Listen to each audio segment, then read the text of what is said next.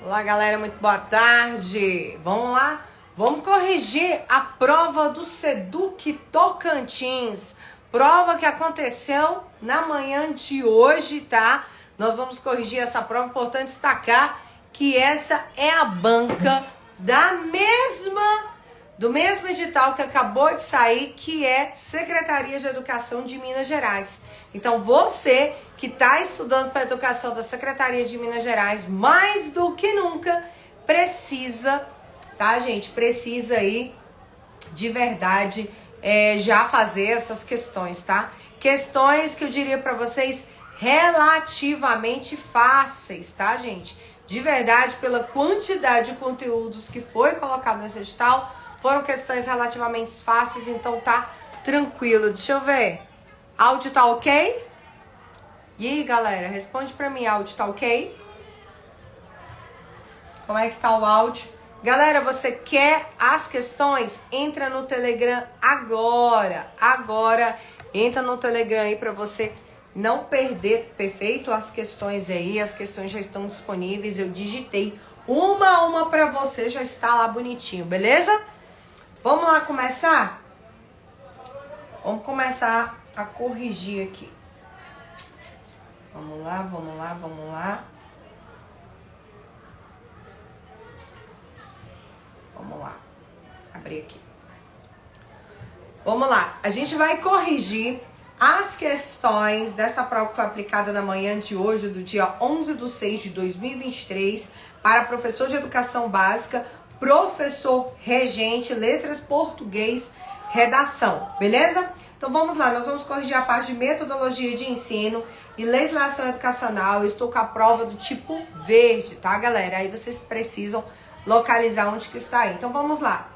Primeira questão clássica de autor que eu sempre falei pra galera estudar. Libânio, tá? Libânio vai falar muito aí de didático, sua obra máxima, planejamento. E nós tivemos uma questão aqui que traz o seguinte: o plano de aula é um detalhamento do plano de ensino. Ele traz isso num texto, tá? As unidades, conteúdos, as subunidades, tópicos que foram previstos em linhas gerais deverão ser especificados e sistematizados para uma situação didática real. A preparação das aulas é uma tarefa indispensável e, assim como o plano de ensino, deve resultar em um documento escrito que servirá para orientar as ações do professor e possibilitar constantes revisões e aprimoramentos do processo de ensino-aprendizado.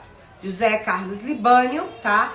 Didática, São Paulo, Cortez aí, 1994, adaptado. Vamos lá? Ele traz o seguinte: de acordo com o texto, o professor na elaboração do plano de aula deve considerar que, então logo ele quer a alternativa correta. O nível de preparação inicial dos alunos em relação ao conteúdo novo é irrelevante. Já tá errado, né, gente? É altamente o quê? Relevante. Uma vez que o papel da escola é ensinar. Então logo já tá errado. Letra B. As unidades ou os tópicos devem ser trabalhados em uma única aula, abarcando de forma articulada todas as fases do aprendizado. Talvez você tenha ficado em dúvida, tá? Mas o plano de aula, ele é trabalhado, não é só numa aula, pode ser também um conjunto de aulas, beleza? Então está errada a letra B. Letra C. Cada tópico é autônomo e depende de uma sequência lógica. O independe já fica errado. Depende de uma sequencialidade lógica, beleza? Durante o processo de ensino-aprendizado. Letra D.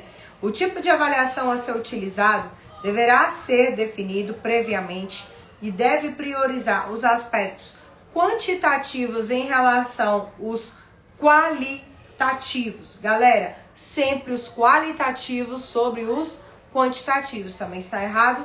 Então, logo, nossa alternativa correta vai ser a nossa letra E. O tempo de duração dos momentos didáticos do desenvolvimento metodológico variam conforme o processo de ensino-aprendizado.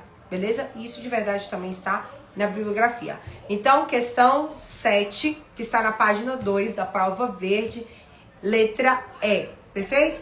Vamos para a página 3. A gente vai ter a questão 8, que traz o seguinte: as opções a seguir descrevem corretamente a avaliação de aprendizagem, de acordo com a lei número 2.977/2015, Plano Estadual de Educação, exceção de uma assinária. Galera, cara, que questão fácil. Não precisava nem você ter estudado o Plano Estadual de Educação. Então, assim, foi uma questão dada que ele trouxe a vertente da avaliação. Então, logo, se você estudar as vertentes da avaliação da forma de hoje, você consegue chegar ao resultado correto aqui, beleza? O resultado, a alternativa correta. Vamos lá. Letra A, a avaliação será realizada de forma contínua? Ok, ele quer errada. B, a avaliação será detalhada no processo pedagógico? Ok, também é uma das formas, tá? E consta também no documento. C, a avaliação constará no planejamento didático pedagógico, importantíssimo. Letra D, a avaliação priorizará as notas graduadas, os aspectos quantitativos? Não vai valorizar menções, notas, nem aspectos quantitativos. Tá? Então, logo é essa a errada que ele quer. Então, 8, letra D. E a avaliação levará em conta os objetivos da proposta pedagógica para a rede estadual de ensino. Beleza? Então, letra D, próxima questão. Tá trazendo aqui um dos conteúdos mais cobrados hoje nas provas, é a BNCC. Beleza, galera? Então, vamos lá. Questão 9, ele traz um texto aqui. Ao longo das últimas décadas, as tecnologias digitais da informação e comunicação, também conhecidas por TICs, têm alterado as novas formas de trabalhar, de nos comunicarmos, de nos relacionarmos e de nos aprendermos. Nesse sentido, a Base Nacional Comum Curricular contempla o desenvolvimento de competências e habilidades relacionadas às tecnologias digitais, como destaca na competência geral 5, tá? E aí ele deixa aqui como referência tecnologias digitais da informação e comunicação no contexto escolar, possibilidades, BNCC MEC adaptado. Assinar a opção que indica corretamente a competência constante da BNCC em relação às TICs. Vamos lá? Letra A.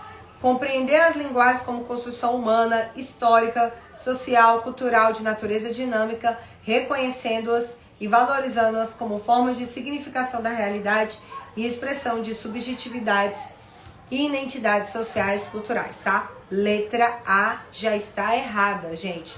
Isso daqui é uma competência de linguagem, tá bom? B. Compreender a historicidade no tempo e no espaço, relacionando acontecimentos e processos de transformação e manutenção das estruturas sociais, políticas, econômicas e culturais, bem como problematizar o significado das lógicas de organização cronológica. Errado, porque não é uma competência da parte de tecnologias digitais da informação e comunicação, e sim da parte de ciências humanas, tá? Mais especificadamente aqui da história. Próximo. Compreender e utilizar a cultura digital de forma crítica, significativa, reflexiva e ética nas diversas práticas sociais e socioescolares para se comunicar por meio de diferentes linguagens e mídias, produzir conhecimentos, resolver problemas e desenvolver projetos autorais e coletivos. Beleza? Então a letra C está corretíssima. Isso aqui faz parte das 10 competências. Tranquilo? E com a Duna, com a parte das competências geral aí, número 5, que é a tecnologia digital de informação e comunicação. Letra D, fazer observações sistemáticas de aspectos quantitativos e qualitativos presentes nas práticas sociais e culturais, de modo a investigar, organizar, representar e comunicar informações relevantes para interpretá-las e avaliá-las crítica e eticamente, produzindo argumentos convincentes. Galera, isso daqui já é da parte da matemática, beleza? Só colocando para vocês. E próximo, letra E, valorizar a diversidade, saberes e vivências culturais e apropriar-se de conhecimentos e experiências que possibilitem entender as relações próprias do mundo, do trabalho e fazer escolhas alinhadas ao exercício da cidadania e ao seu projeto de vida, com liberdade, autonomia, consciência crítica e responsabilidade. Então, gente, isso aqui também está como uma das 10 competências gerais, mas não é a tecnologia digital de informação e comunicação, beleza? Então, 9, questão da prova verde, letra C. Questão de número 10. 10 traz aí. Projeto político-pedagógico serve como diretriz para a gestão. Pela sua importância, ele é caracterizado tanto no regimento escolar da Rede Estadual de Ensino do Tocantins, como no documento curricular da educação infantil e do ensino fundamental para o território do Tocantins. A respeito da caracterização do PPP nesses dois documentos normativos, assinale as afirmativas a seguir, assinale V para verdadeiro e F para falso. Para ambos os documentos, tanto para o PPP quanto para o regimento, o PPP expressa a identidade da unidade educacional. E isso está na biografia de uma parte do Alencastro Veiga, perfeito? Consta também no regimento. Certinho? Para ambos, os dois documentos, o PPP indica os compromissos da unidade educacional com o aluno, com a comunidade, com a educação e com o meio ambiente. Correto também, tá? Consta nos dois. E o último, para ambos, o PPP assinala os direitos e objetivos de aprendizagem que a unidade educacional julga, deixa eu ver aqui, julga pertinente às afirmativas. Então, vamos lá. Então, logo, gente, as duas estão certas, tá? Mas colocando aqui a nossa última, aqui que ele destaca, tá? 10 aqui. A última pra gente está errada, tá bom, gente? Observar esse detalhe aqui, não com a Duna aí. Próximo, número 11, ele vai trazer um texto de BNCC, tá? BNCC, duas questões aqui em prova, então já colocando aqui pra vocês. E aí ele traz: a BNCC e os currículos reconhecem que a educação tem um compromisso com a formação e desenvolvimento humano global em suas dimensões intelectual, física, afetiva, social, ética, moral, simbólica. A BNCC e os currículos têm papéis complementares para assegurar que as aprendizagens essenciais definidas para cada etapa da educação básica se materializem mediante conjunto de decisões que caracterizam o currículo em ação e adequem à realidade local, considerando a autonomia das redes de ensino, como também o contexto e as características dos alunos, beleza? Em relação à educação integral e as afirmativas a seguir descrevem ações pedagógicas que caracterizam um currículo em ação e exceção de uma, assinale. E ele traz o seguinte: companheiro Heitor, se você quiser entrar, meu companheiro, já.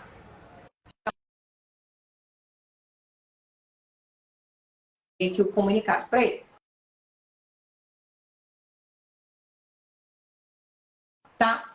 Então vamos lá. Assinale, gente. Então, a 11, como ele fala da perspectiva de educação integral, nós temos aqui contextualizar os conteúdos dos componentes curriculares, identificando estratégias para apresentá-los, representá-los, exemplificá-los, conectá-los, torná-los significativos com base na realidade do lugar, no tempo nos quais as aprendizagens estão situadas, tá? Não condiz aí com a questão da educação integral. B, decidir sobre formas de organização interdisciplinar dos componentes curriculares, fortalecer a competência pedagógica das equipes escolares para adotar estratégias mais dinâmicas, interativas, colaborativas em relação à gestão do ensino-aprendizagem, né? Correto, ele quer, na verdade, errada.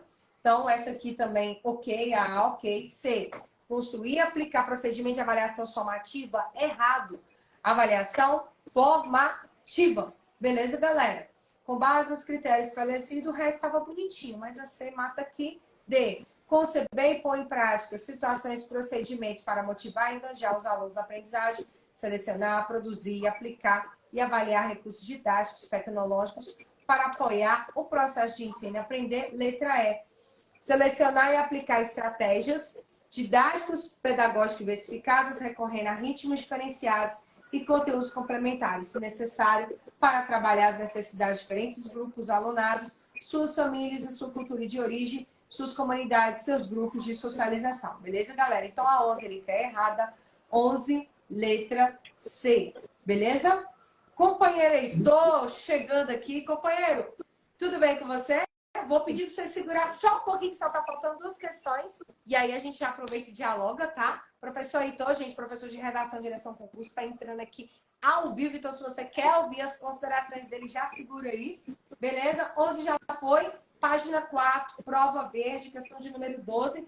Ele trouxe uma questão que eu sempre bato na tecla, que vai cair sempre em tendências pedagógicas. E ele traz o seguinte: as tendências pedagógicas que orientam o trabalho educativo se dividem em duas linhas de pensamento: liberal e progressista. Sobre a tendência progressista crítico-social dos conteúdos, assinale a afirmativa correta.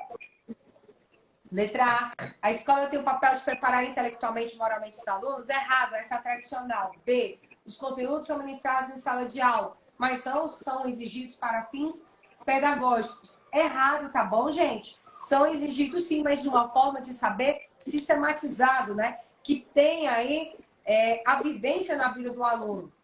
C. Aprendizagem baseada na motivação e na estimulação de resolução dos problemas sociais. Errado. Tendência renovada progressivista. Letra D. O professor transmite as informações da sala de aula, os alunos devem fixá-las com o exercício, novamente tradicional. Então, logo, só sobrou a letra E, e de fato a letra E é correta. O método parte da relação direta da experiência do aluno confrontada com o saber sistematizado, tá, gente? E aí a gente tem como grande vertente, aí lembrando das características de Snyder, Libânio, Schuldorf, beleza?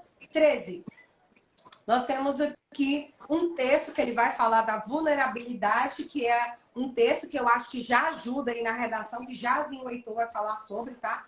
E traz aqui o seguinte, eu diria até que esse texto já fomenta a sua cabeça para escrever a redação. A situação de vulnerabilidade que se encontram crianças e adolescentes pobres, pretas, pardas, indígenas do Brasil, não é uma coincidência. Não é um resultado de um processo histórico que, tal como a natureza, não é previsível nem controlável, mas da manutenção de escolhas que condenam grandes parcelas da população à invisibilidade, ao abandono e ao silenciamento. As desigualdades de acesso a bens sociais, culturais e econômicos entre as áreas urbanas e rurais são bastante conhecidas e a escola muitas vezes é o único lugar de convívio e de socialização fora da família. A manutenção dessas desigualdades pode representar impactos importantes na vida de cada uma das crianças e dos adolescentes de suas comunidades e de toda a sociedade. Unicef, Cenário da Exclusão Escolar no Brasil, 2021, página 8, adaptado. Nem preciso dizer para a galera que vai fazer Seduc Minas Gerais olhar esse documento, né? Então, ele traz o seguinte: reconhecendo que a escola tem papel fundamental no enfrentamento das desigualdades, é importante que o professor, em sua prática pedagógica, considere as diferenças dos indivíduos e de grupos sociais, seus saberes, identidades, culturas, tá? Então, já trazendo aqui, é essa a nossa alternativa correta, tá, gente? Ele traz bem claro que a escola tem como grande papel hoje trabalhar com os indivíduos dentro de seus saberes, identidades, cultura e, claro, né, dentro do seu grupo social.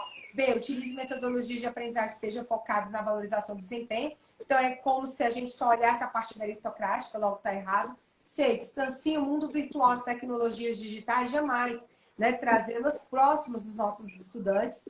D, organize as atividades em grupo de acordo com os níveis de saberes individuais de cada aluno, tá? É errado, né? Então, assim, a gente, na verdade, temos que trazer todos, né, de maneira coletiva, e letra E direciona os alunos para que se adaptem às condições objetivas da realidade que vivem. Então, é como se fosse uma questão de adaptação. Então, ele traz a questão do tradicionalismo. E última questão, né? Então, 13A, 14. Essa semana, inclusive, eu dei uma aula sobre isso daqui. FGV cobra. Tá aqui, tá como conteúdo inédito da prova do SE Minas Gerais, eu já falo qual é. A adoção da expressão necessidades educacionais especiais assinalou uma mudança de paradigma. De fato, essa expressão não se refere mais às pessoas com deficiência, mas abarca todas as crianças ou jovens cujas necessidades educacionais especiais se originam em função de deficiências ou dificuldade de aprendizagem, incluindo as que possuem desvantagens sociais, sejam elas permanentes ou temporárias, em algum ponto durante a sua escolarização. Então, entenda, ele fala de educação especial e fala que logo muda o paradigma. Assinale a opção que indica corretamente o documento que marcou essa mudança de paradigma. Então, entenda, antes a gente tinha uma perspectiva de exclusão, uma perspectiva de separação segregacionista, passamos para a questão da integração, quando a gente fala da educação especial e deficiências, TGD e altas habilidades. Quando a gente fala da inclusão, a gente abarca todas as características, a questão da diversidade. O documento que trouxe para isso foi o documento realizado em 1994, em Salamanca, na Espanha, promovido pelo governo espanhol, pelo Ministério da Educação junto com a Unesco. Eu estou falando de Declaração de Salamanca, tá?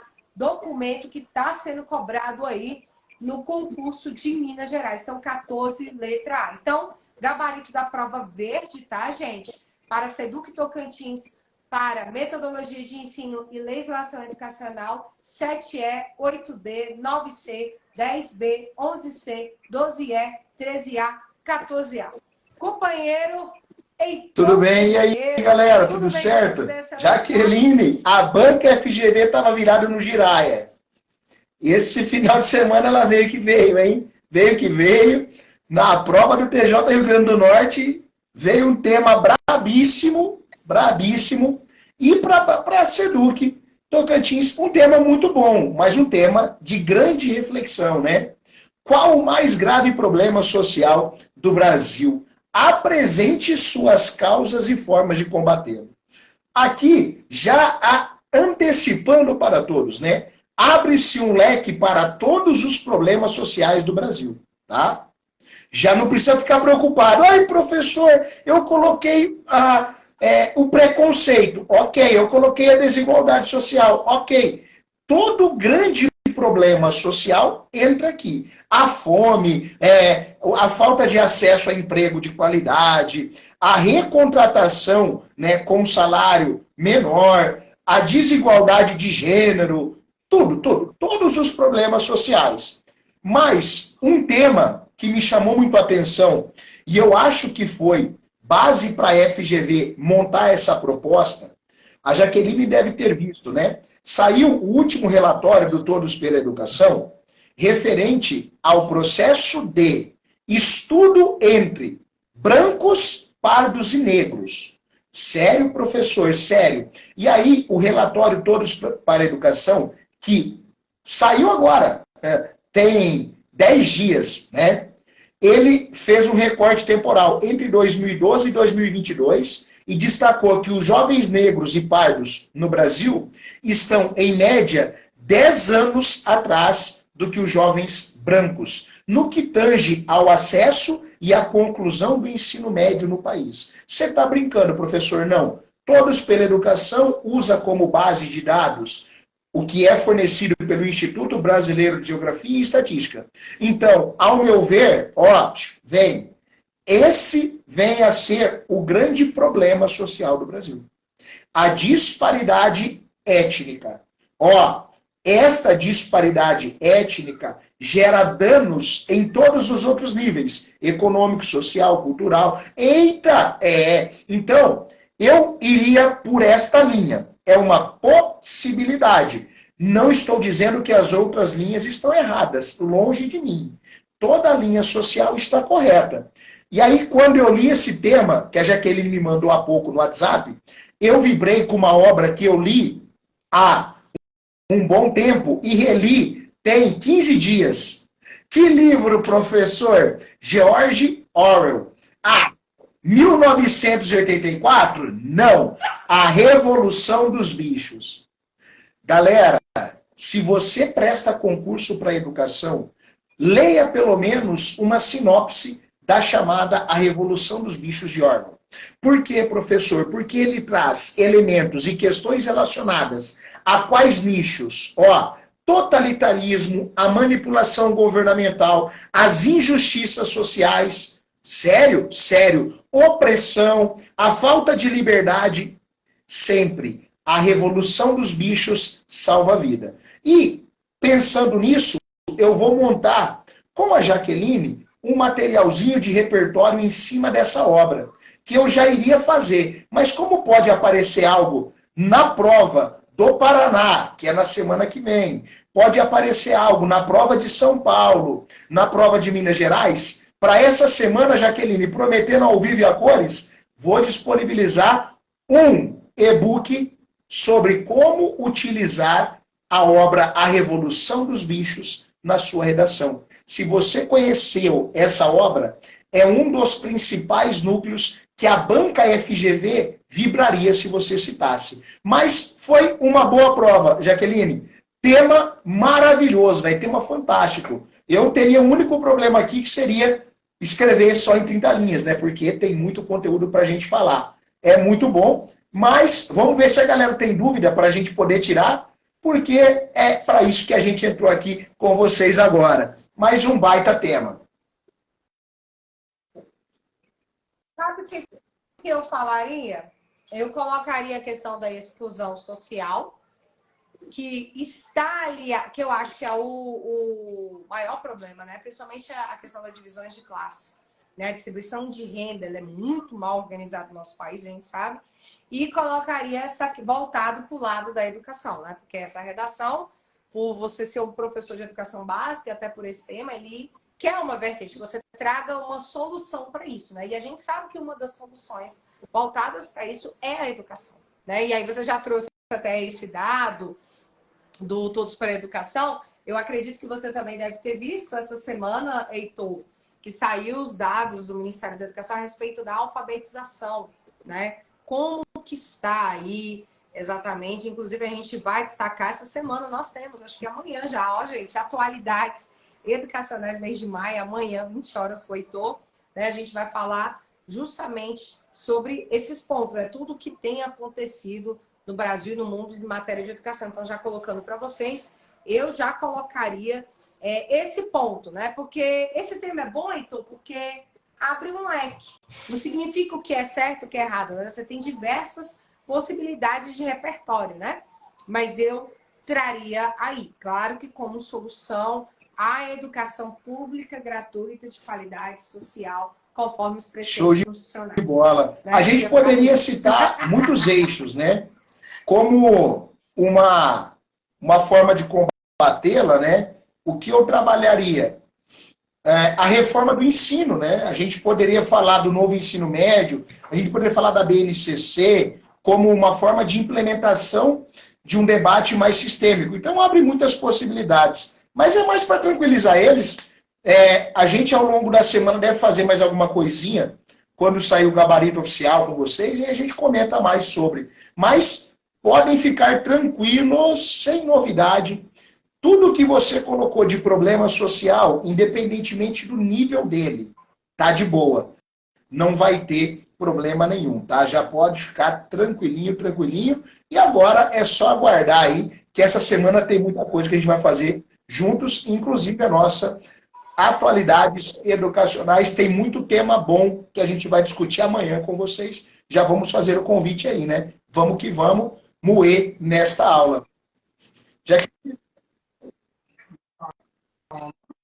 Inclusive, a gente está comentando aqui, tá, gente? Mas só comentando com vocês que o Heitor vai trazer aí nas aulas, até para o pessoal de SE Minas Gerais, essa redação, tá? Ele vai trabalhar aí com vocês, vai pontuar, a gente vai para os estudos tudo. Eu corrijo amanhã, ao vivo, todas as questões, assim que sair o gabarito. Então, assim, eu espero o gabarito para justamente fomentar para vocês o gabarito extraoficial, tá bom? Aliás, para comentar com vocês recursos, no caso, e dar com vocês aí todo o prosseguimento. Mas assim, Heitor, eu não olhei as outras áreas, história, geografia do Tocantins, matemática, só caiu 3 questões, língua portuguesa, mas assim, na minha área, eu achei fácil, Heitor, sabe? Cobrou-se muitos documentos, muitas legislações, e assim, teve coisas que assim, não precisava você ter estudado o conteúdo, eram coisas óbvias. Então, por exemplo, o Plano Estadual de Educação, ele cobrou algo de avaliação.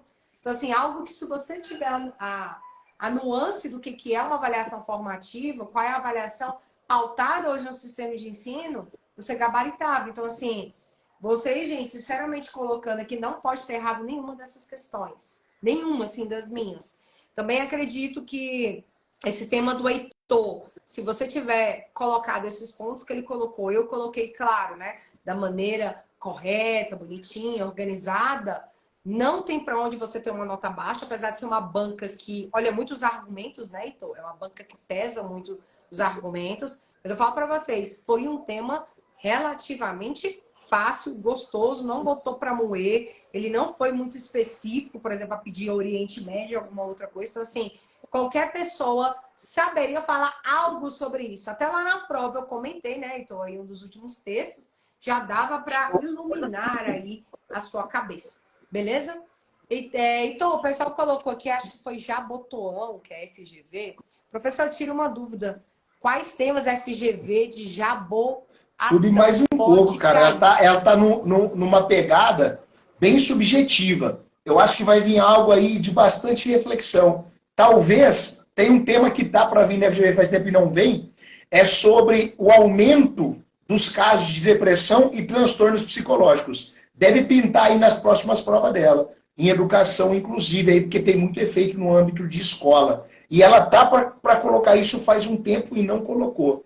Sobre a parte específica ali, História e Geografia Tocantins, eu passei o olho, 3 questões só, mas veio mamãozinho com açúcar. Galera deve ter moído. Eu não li toda a questão ainda, eu estou vendo aqui agora, mas nada novo sobre o Sol, não. Uma questãozinha sobre o desmembramento de Goiás, Constituição de 88, a Matopiba, ali tem um protesto no norte do Tocantins sobre a Matopiba. Para quem não sabe, né, a Matopiba é a expansão da fronteira agrícola, né? Maranhão, Tocantins, Piauí, Bahia, Mapotibó, travei aqui, deixe-me falar de novo. Matopiba, ou Mapitoba, é a abreviação dos 4 estados. A expansão da fronteira agrícola, inclusive, dado recente, é a região de maior desmatamento no Brasil em 2023. Já anota isso aí, tá? Diminuímos na Amazônia, mas no Cerrado brasileiro, o pau tá caindo a folha. Dani, você quis dizer saúde mental? Com toda certeza. Transtorno psicológico, síndrome do pânico e todas as novas síndromes que estão surgindo. Byung-Chul Han. Byung-Chul Han é um grande nome aí para vocês lerem, se for prestar a prova da FGV para educação aí nas próximas provas. Jaqueline, então é isso? Vamos nessa? Professor Rafael é brabo, hein? É o melhor que nós temos. Na área do direito, o homem tá voando, hein? Brabíssimo, nosso polícia. Tamo junto, mestre.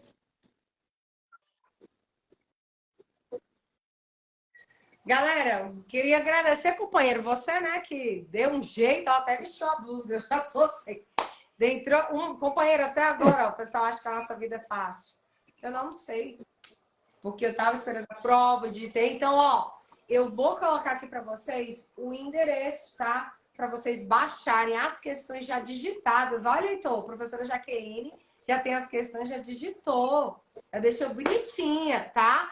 Então, vou colocar aí para vocês, vou acabar passando aqui pro meu YouTube, mas vai ficar aí para vocês baixarem, tá, gente? Então, só colocando, esse vídeo vai sair daqui, vai pro meu YouTube aí, os comentários do Heitor, e você baixa lá, inclusive as questões. Galera de Minas Gerais, obrigação sua hoje é fazer essa prova. É obrigação. O simulado de hoje é pegar a prova do Seduc Tocantins e fazer, e depois, quando disponibilizar ela limpinha, marcar algum dia, porque esse povo só tem prova, Heitor, só em outubro. Nunca antes visto da história desse país, da educação, Heitor. 148 dias para fazer uma prova, tá? E eu, hoje à noite, vou falar lá no Direção Concurso, às 20 horas, como ser aprovado tendo uma jornada tripla, Heitor. Toda professora tem uma jornada tripla, né?